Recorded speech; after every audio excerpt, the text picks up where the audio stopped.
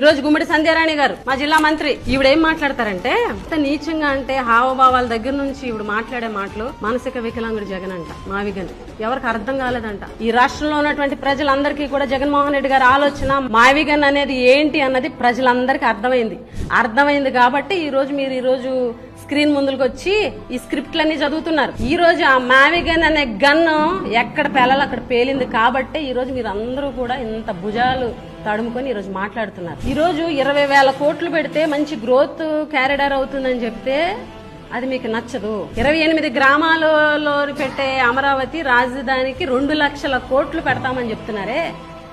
మిమ్మల్ని మానసిక వికలాంగులు అనుకునే పరిస్థితి ఉంది ఈ రోజు రాష్ట్రంలో.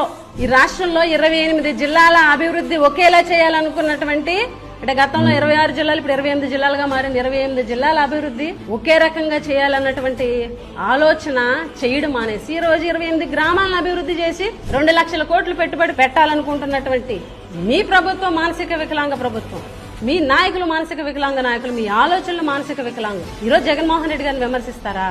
ఈరోజు సంజయరాణి గారు మాట్లాడితే ఏవేవో మాట్లాడుతున్నారు. సైకో అంటది, లెవెన్ రెడ్డి అంటారు, అక్క చెల్లి తల్లి గొడ్డల పార్టీ అట. మీది సైకిల్ పార్టీ కదా, మీ సైకిల్లో కిల్ ఉందిగా, మీది కిల్ పార్టీయా, హత్యల పార్టీయా? మేము కూడా అలా చెప్పాలా? మీరు చేసినట్టు విమర్శలు మేము కూడా చెయ్యాలా? హత్య రాజకీయాలు మీ ప్రభుత్వ హయాంలో జరగలేదా? ఎన్టీఆర్ గారి నుంచి, వంగవీటి రంగా గారి నుంచి, మల్లెల బాబ్జీ నుంచి మీ ప్రభుత్వం మన కూటమి ప్రభుత్వం వచ్చిన తర్వాత రషీద్ అనేటువంటి ఒక వైఎస్ఆర్ కాంగ్రెస్ పార్టీ కార్యకర్తని రోడ్డు మీద కత్తులతో నరికారు. గతంలో 2014 నుంచి 2019లో కంగాడి శ్రీదేవి గారి హస్బెండ్ నారాయణ రెడ్డి గారిని కత్తులతో రోడ్డు మీద నరికారు. మీరు కత్తి పార్టీయా? మీరు అన్నట్టుగా మమ్మల్ని గొడ్డల పార్టీ, మీరు కత్తి పార్టీ అని పేరు పెట్టుకుంటారా? ఈ రోజు గుమ్మడి సంజయరాణి గారు ఇలా మాట్లాడతారు. అసలు ఆవిడ శాఖలో ఆవిడకి ఎంత పట్టుంది, అసలు ఆవిడ పరిస్థితి ఏంటి, ఈ జిల్లాలో ఆవిడ పరిస్థితి ఏంటి, కాన్స్టిట్యున్సీలో ఆవిడ పరిస్థితి ఏంటి ఒకసారి మాట్లాడుకుందాం. ఈ రికార్డింగ్ డాన్స్ చేసినటువంటి ఒక స్కూల్లో, నీలకంఠాపురం స్కూల్లో, ట్రైబల్ వెల్ఫేర్ స్కూల్లో రికార్డింగ్ డాన్స్లు వేస్తూ పిల్లల్ని తప్పుదోవ పట్టించి, స్కూల్స్ అంటేనే క్రమశిక్షణ లేకుండా క్రమశిక్షణ రాహిత్యంగా అక్కడ పనిచేసినటువంటి, అక్కడ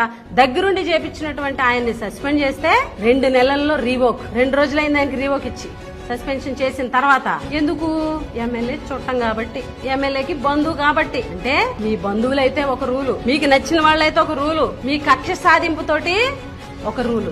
ఎవరు సైకోలు చెప్పండి? మీరు మాట్లాడుతున్నారు. అలాగే ఈవిడికి పూర్తిగా డిపార్ట్మెంట్ లోని పట్టు లేదు. నేను ఎన్నోసార్లు సందర్భాలు చెప్పాను, ఈవిడికి పట్టు లేదు, సబ్జెక్ట్ లేదు, నాలెడ్జ్ లేదు, ఏమీ లేదని చెప్పేసి ఎన్నో సందర్భాల్లో నేను చెప్పడం జరిగింది. సొంత జిల్లా పార్వతీపురం అనే జిల్లా ట్రైబల్ వెల్ఫేర్ మినిస్టర్ కి ఇప్పటి వరకు ఐటీడీఏ గవర్నింగ్ బాడీ మీటింగ్ పెట్టలే. ఐటీడీఏ గవర్నింగ్ బాడీ మీటింగ్ పెట్టడం చేతగాల మంత్రి గారికి. ఎందుకంటే నిలదీసి అడుగుతారని, ఏకి పడేస్తారని, గిరిజన సంఘాలు, గిరిజనులు, ప్రజా సంఘాలు నిలదీసి ఏకి పడేస్తారని చెప్పి ఇప్పటి వరకు గవర్నింగ్ బాడీ మీటింగ్ పెట్టలే. మీరు మాట్లాడుతున్నారు. అలాగే ఏఎస్ఆర్ జిల్లాకి ఇన్ఛార్జి మినిస్టర్ మీరు, అల్లూరి సీతారామరాజు జిల్లాకి. మా జిల్లాలో మాకు మంత్రి మా కర్మ, వాళ్ళకి ఇన్ఛార్జి మంత్రి వాళ్ళ కర్మ. ఎందుకంటే ఎక్కడికి వెళ్ళినా సిచ్యువేషన్స్ ని పెంట చేయడం తప్ప ఏం రాదు మీకు. ఇప్పుడు కూడా చిలికి గాలి అనే పెద్ద డిజాస్టర్ అయింది కేవలం మీ వల్లే. అక్కడికి వెళ్లారు ఇన్ఛార్జ్ మంత్రిగా. పాపం అక్కడ ఉన్నటువంటి మోదకొండ అమ్మవారి పండగకు సంబంధించి ఎన్నో దశాబ్దాలుగా కొన్ని సాంప్రదాయాల ప్రకారము, కొన్ని ఆచారాల ప్రకారము ఆ పండగ జరుగుతుంది.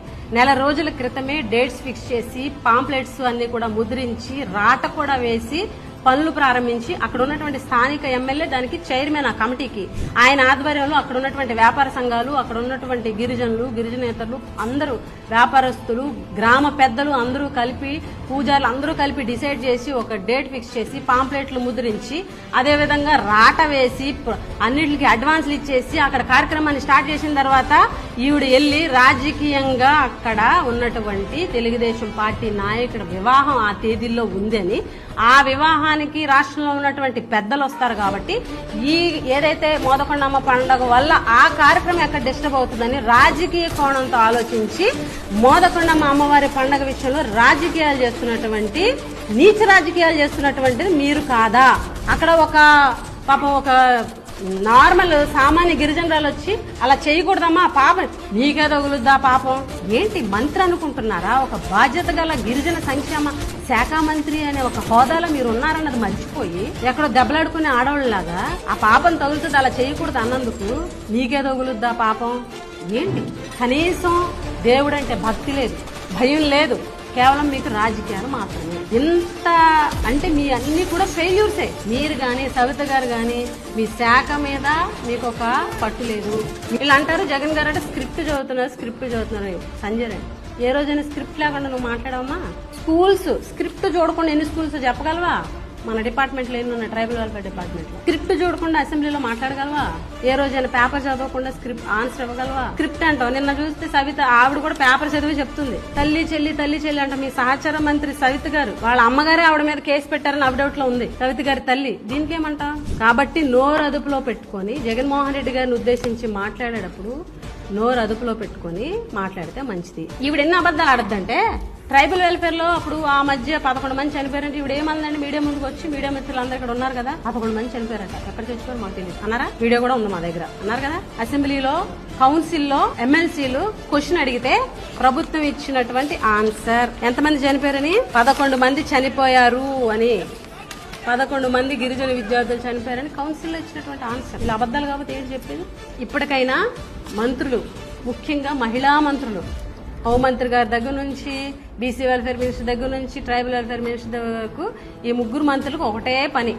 అక్కడ ఇచ్చినటువంటి స్క్రిప్ట్ వచ్చి మీడియా ముందు యాక్ట్ చేయడం చదవడం అంతే తప్ప నిజాలతోటి పని లేదు, వాస్తవాలతో పని లేదు. ఒకటే అబద్ధం.